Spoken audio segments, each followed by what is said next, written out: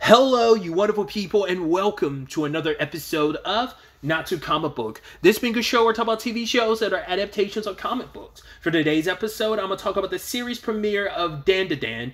Great series premiere. A lot of really interesting things went down in this episode, so let's break it down. I'm going to also say I've never read the manga, so this anime is going to be my first time experiencing this story. Obviously, I looked into it a little bit, so I knew a little bit of the premise going into it, but interesting introductions to both our protagonists. First and foremost, Momo, like, attacking her boyfriend because he's up there complaining about her being broke. He's like, you want to go out on a date, but we want to go somewhere so we can basically, could you have it put out? And then, like, she attacks him, but then he actually hits her, which I was like, okay, that's super scummy of you. But I guess maybe in his mind it's self-defense. But I was like, what kind of boyfriend does that? But in his mind it's like, right, you're broke and you didn't put out, so we're done. And we find out when she's talking to her friends, the only reason why she dated him in the first place is because there's someone named Ken Takakura that she's really into that her boyfriend looked like. So that was her only motivation for liking him. But it turns out he's her first boyfriend. We actually don't know how long they were dating before that whole situation blew up. But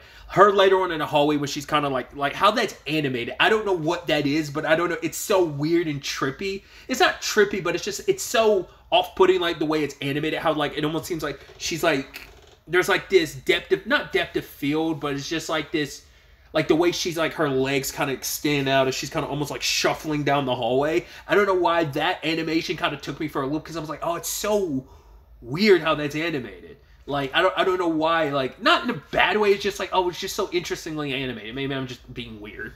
But, she meets the other protagonist, who she later on refers to as a cult coon, and he's a guy getting chastised because he's up there reading magazines about not UFOs, UAPs and stuff, and he's getting chastised by some of his classmates until she steps in the way. And I guess maybe Momo just has that type of reputation. You know, she's like very like, because like no one said anything, they just saw her do that and they all just kind of turned back around and just kept it moving. So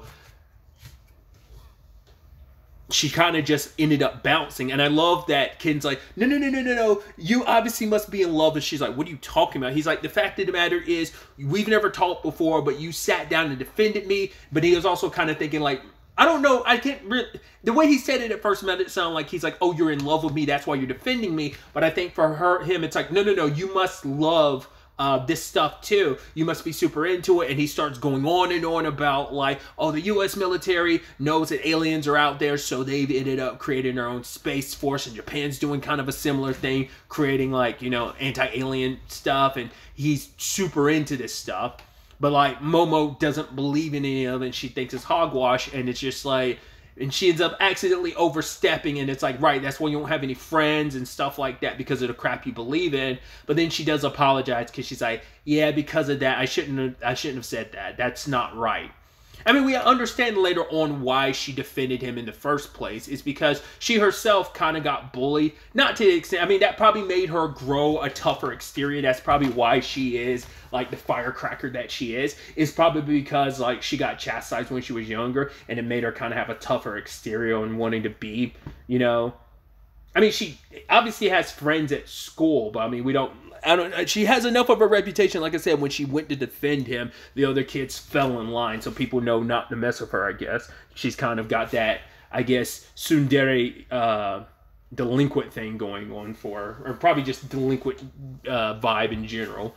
But she tried to make Ken feel better about everything until she's like, yeah, I believe in ghosts and stuff. And he's like, oh, really? You're stupid for believing ghosts. She's like, wow, I'm trying to make you feel better, and you're chastising me for what I believe in. Because he's like, yeah, ghosts don't exist. The supernatural. He's like, you're shitting on the occult and stuff like that, but everything you believe in is BS. Yada yada, so on and so forth. So now they're bumping heads, and now it becomes a bet. Whoever is able to prove that the other thing exists. For Ken, he has to go investigate and see that if ghosts exist, and Momo has to go and see if aliens exist, and if whoever loses ends up being the gopher for the other person. So they both end up going to the creepiest place. Momo goes to a hospital, which I love that scene where it's like you see something in the shadowy like foreground, and like as she's walking away you see like the shadow move. I had to rewind because I was like, oh, was that there the entire time? It's like, yeah, it was there. Just I always love little details like that. But yeah, like breaking things down a little bit, both of them are just, you know, sending the other in unknown territory because neither one of them has ever seen a ghost or alien, respectively, and they're sending the other into territory of like, well, this is where they're supposed to be. I've never read into them myself, but yeah, I'm following, you know, in Momo's case, she's like reciting stuff that was on the net. But speaking of Momo, we learned, like I brought up before, she kind of got bullied.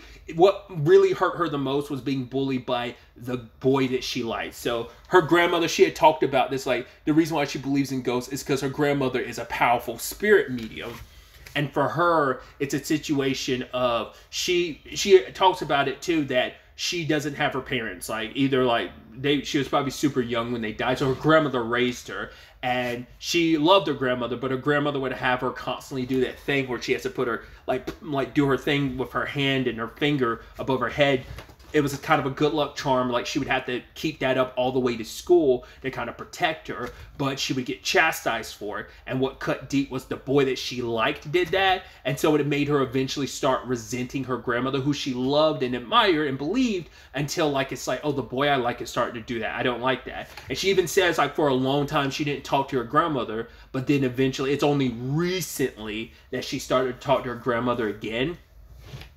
So, because I wonder what sparked that. Because, and I think that's why she starts to believe in ghosts so wholeheartedly, is because, like, yeah, I want to believe in my grandma. Like, I wonder what sparked her, like, for a good chunk of time, she didn't want to talk to her grandma. She was upset with her grandma, because she even says, like, initially I thought I was, you know, upset because the boy I like made fun of me. But she's like, what I'm really upset at me now that I think about it in retrospect is, as, like, I had some boy that I liked, like, made fun of my grandma, and I didn't like that. That's what pissed her off the most.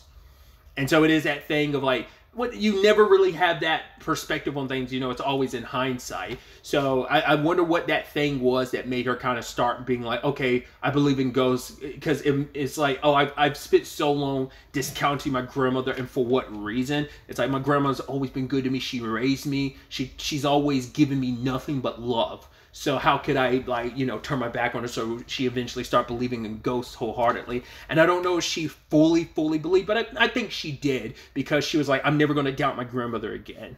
So, which initially Ken is reluctant to talk about his reason, because he's like, do I really need that, or have a reason to believe in aliens? So, but while they're, Ken talks about it a little bit, where it's just kind of, well, she talks about how blunt he kind of talks, and for him it's like, yeah, this is like the first time I've ever realized that they've been kind of talking very comfortably with each other, until he runs into Turbo Granny, who is like, oh, I'll let you suck on my teats if you let me gobble up that weenie. I'm like, what the fuck is this dialogue?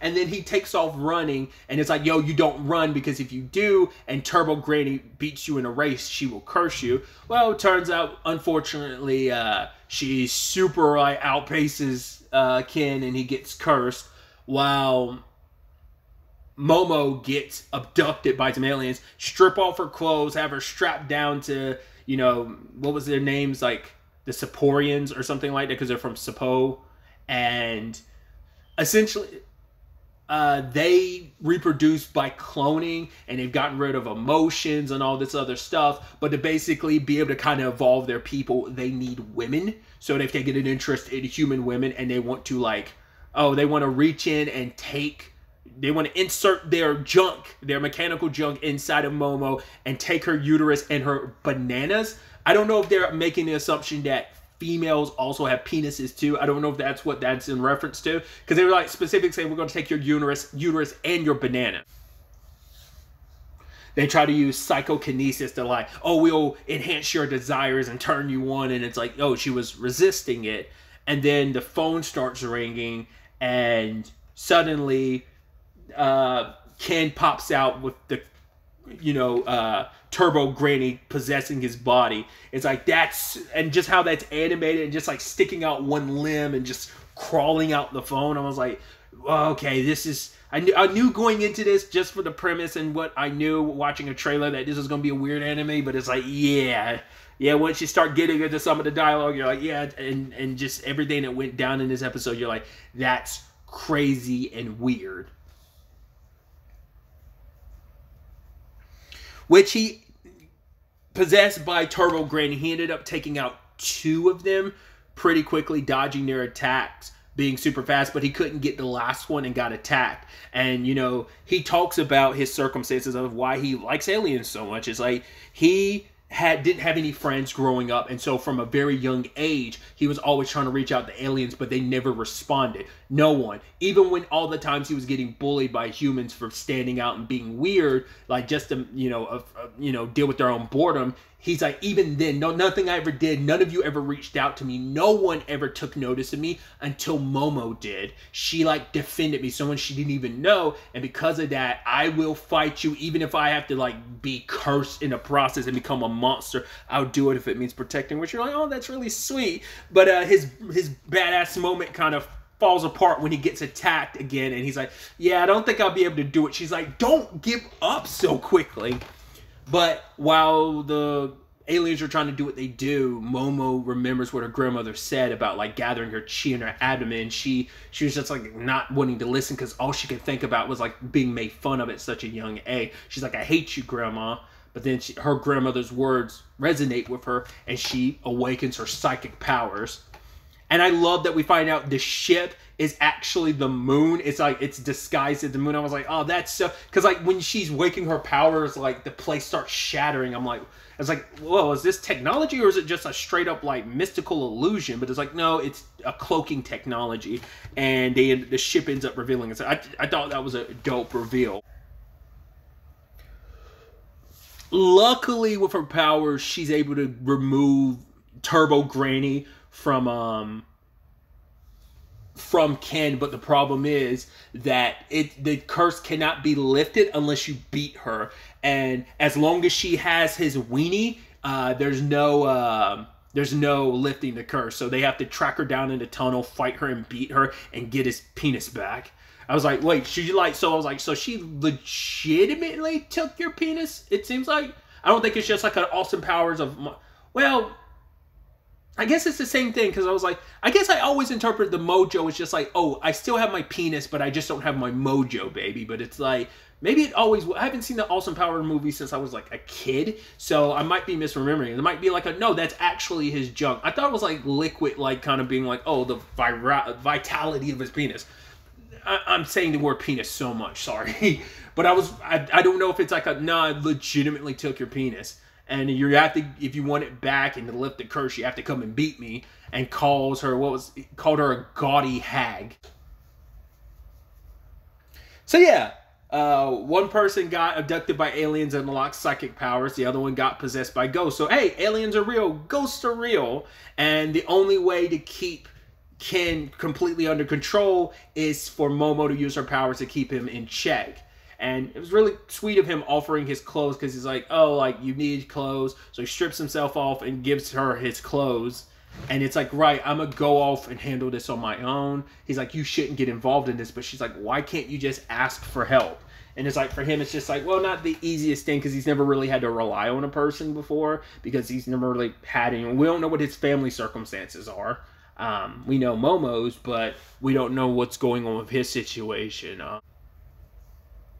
And then the little reveal at the end where she's like, oh, like, what's your actual name? I actually don't know. I'm terrible with names. And he's like, my name. Because at first he said something and she was just like, whoa, like, my heart is beating. She's like, whoa, like, he said a line like Ken Takakura would, like, but whatever. I just so got caught up in it because of the line and stuff like that. But what's your name? And he says, oh, my name is Ken Takakura. And just in that moment, she's swept up in all her emotions, and just the, the sparks flying literally when the ship, spaceship, the UAP behind them explodes.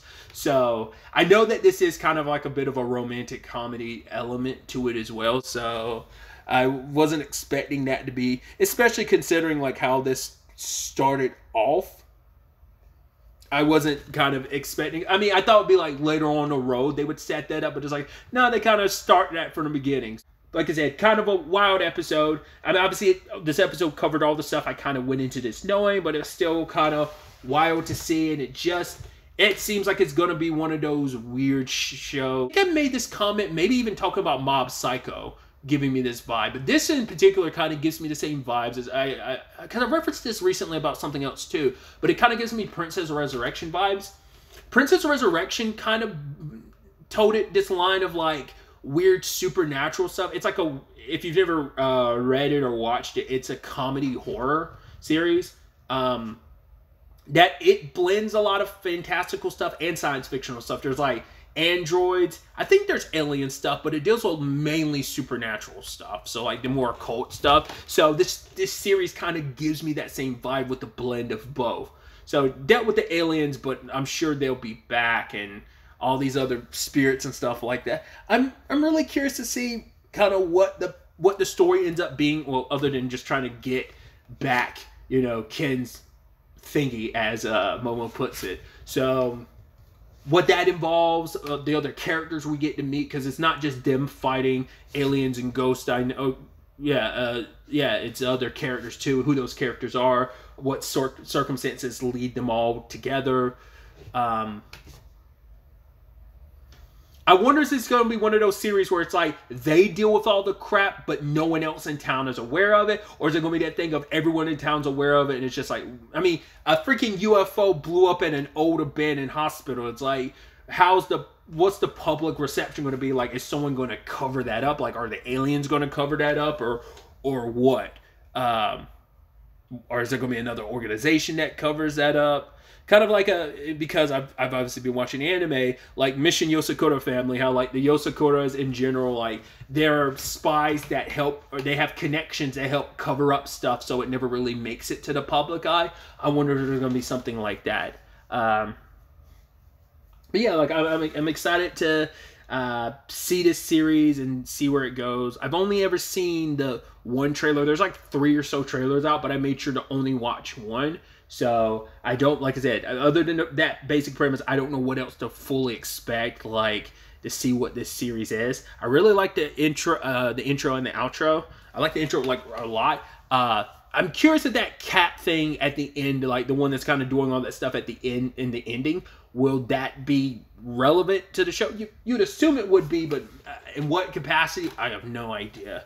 But yeah, like great first episode. I'm very intrigued. I already was, but I'm even more intrigued to see where this series ends up taking us going forward into the next episode. But really, that's all I wanted to talk about. Till the next time we meet, be happy, be safe, live life to the fullest, and enjoy it. Good day and goodbye.